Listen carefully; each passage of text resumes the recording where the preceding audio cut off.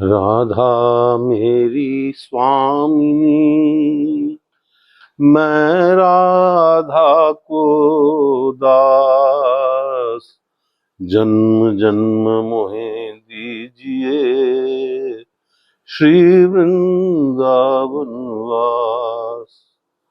जय जय श्री राधे। आप सभी को राधा अष्टमी की हार्दिक शुभकामनाएं। राधिका जी का जन्म दिवस भाद्रपद मास के शुक्ल पक्ष में अष्टमी तिथि को मनाया जाता है और ये अष्टमी तिथि पूर्ण रूपेण से इस वर्ष 31 अगस्त को पूरा दिन और रात उपलब्ध हो रही है। तो सन 2025 विक्रम संवत 2082 में श्री जी के जन्मोत्सव का जो विशेष उत्सव, जो पर्व मनाया जाएगा, वो 31 अगस्त को होगा। ये एक बहुत बड़ा पर्व है। श्री वृंदावन धाम और ब्रज धाम के आसपास के जितने भी अन्य तीर्थ स्थान हैं, उन सब में एक नया रंग, एक नया जोश, एक उमंग भर देने वाला त्योहार मनाया जाता है। महाराज वृषभानु की पुत्री के रूप में राधा जी का जन्म हुआ। हमारे धार्मिक ग्रंथों के अनुसार साक्षात महालक्ष्मी का स्वरूप, महालक्ष्मी का अवतार के रूप में राधा जी श्री वृषधाम में आई और श्रीमद् भागवत पुराण में बिना किसी नाम के उल्लेख के इन पराशक्ति को वर्णित किया गया है। हरिवंश पुराण में और ब्रह्मवैवर्त पुराण में श्री जी की शक्तियों के विषय में, श्री जी के विशेष महत्व के विषय में बहुत सी कथाएं मिलती हैं।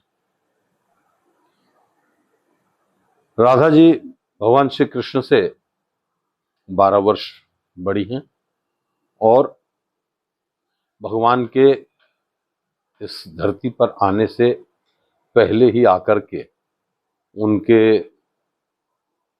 आने के बाद अनुकूलता प्राप्त हो ऐसा वातावरण बनाने के प्रयास में श्री जी श्री वृंदावन धाम में आई और श्री कृष्ण के साथ उनका संबंध वर्णित है इस रूप में कि वो एक दूसरे के प्रति पूर्ण रूपेण समर्पित थे। श्री वृंदावन धाम में गोपी कुंज में एक स्थान आता है जहां ये उल्लिखित है, भगवान श्री कृष्ण ने बैठ करके स्वयं श्री जी की चरण सेवा की है।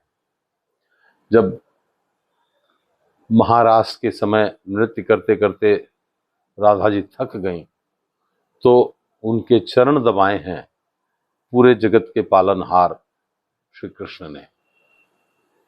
श्री कृष्ण की शक्ति, श्री कृष्ण की का अभिन्न रूप एक जो है वो स्वयं राधा जी हैं।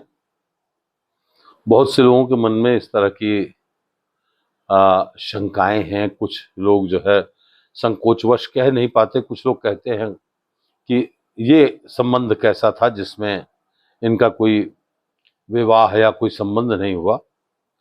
तो एक छोटी सी कथा मैं बताना चाहता हूं इस वीडियो के माध्यम से। भगवान श्री कृष्ण का राधा जी से विवाह हुआ था।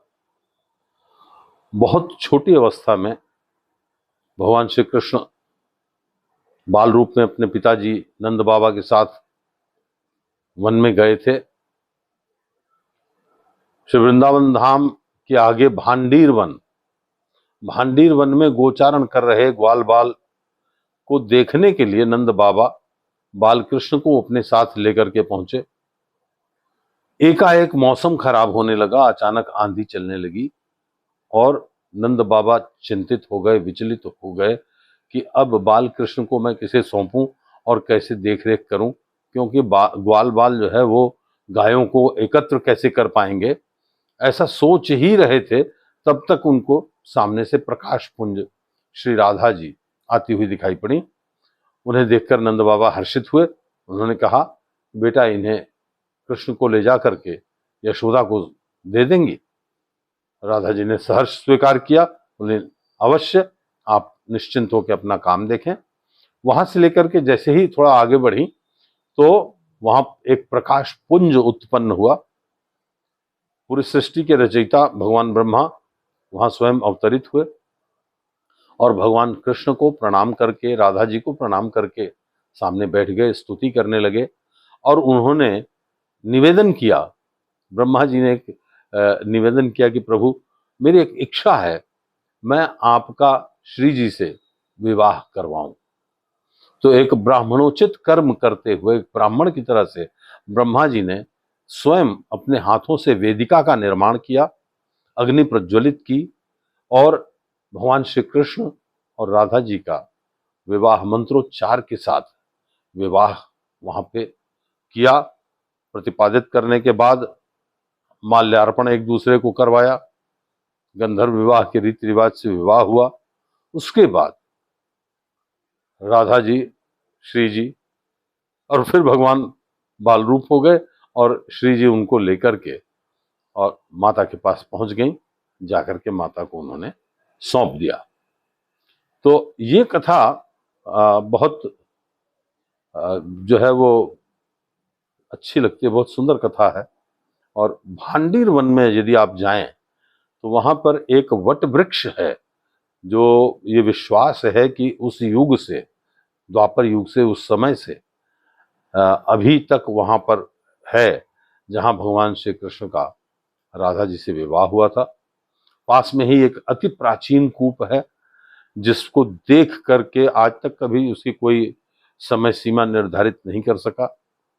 और बहुत से मंदिर हैं, कुछ मंदिरों का जीर्णोद्धार हुआ है। बहुत ही रमणीय स्थान है और बहुत ही शक्तिशाली स्थान है। मेरा एक निवेदन है, यदि समय मिले जीवन में तो बरसाना अवश्य जाइए।